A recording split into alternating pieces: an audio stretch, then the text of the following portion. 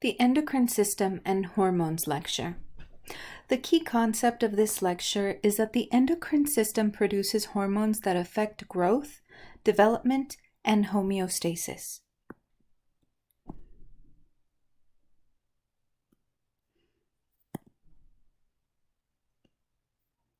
Hormones influence a cell's activities by entering the cell or by binding to its membrane.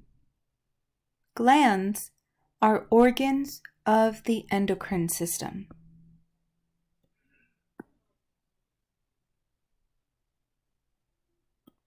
Hormones are chemical signals that influence cell activities. Hormones are produced by glands. Hormones travel through the circulatory system, and hormones affect cells with matching receptors.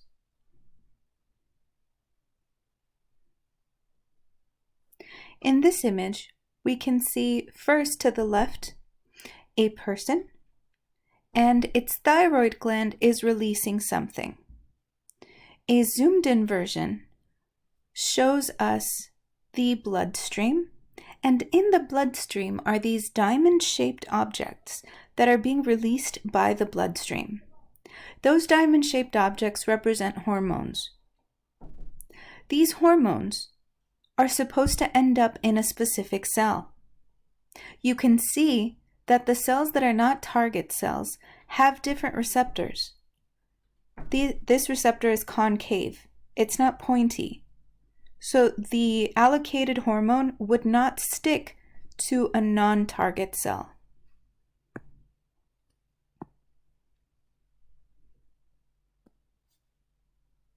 There are two types of hormones: steroid hormones and non-steroid hormones. Steroid hormones enter the cell.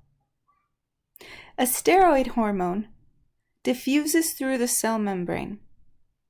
It then binds to a receptor within the cell. The hormone and the receptor enter the nucleus and bind to the DNA, and then the steroid hormone causes the DNA to make proteins. The other types of hormones are non-steroid hormones. These do not enter the cell. Non-steroid hormones bind to receptors on the cell membrane surface. The receptor stimulates a second messenger within the cell.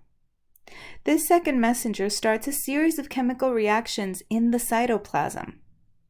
That second messenger reactions activate enzymes.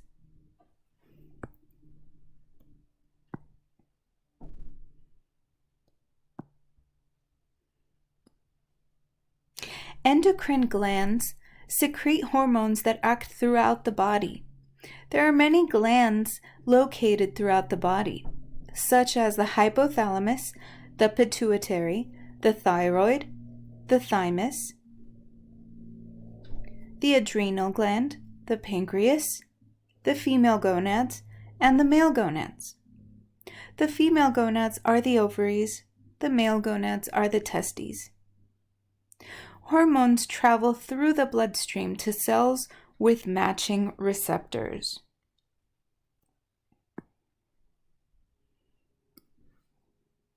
The hypothalamus, for example, is a gland found in the brain.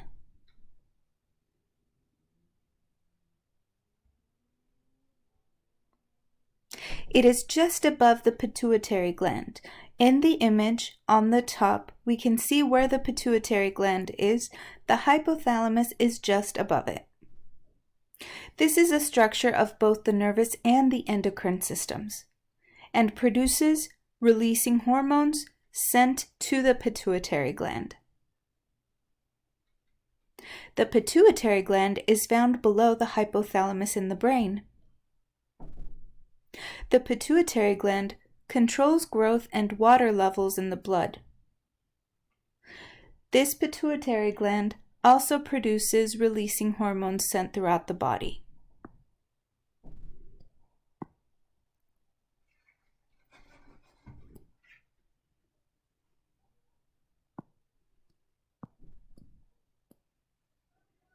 Releasing hormones stimulate other glands to produce hormones. They allow glands to communicate one with the other, and they're used in temperature regulation.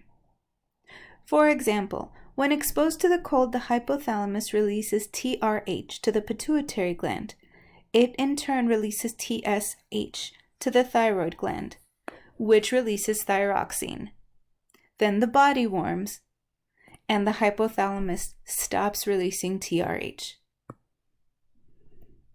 Doesn't that sound familiar? Kind of like a feedback loop? Hormonal imbalances can cause severe illness. Abnormal hormone levels affect homeostasis. Hormonal imbalances might be treated with surgery or medicine. Steroids for a pituitary tumor or some prescription drugs can be made so that the pituitary, if it's overreactive, and it indirectly causes problems.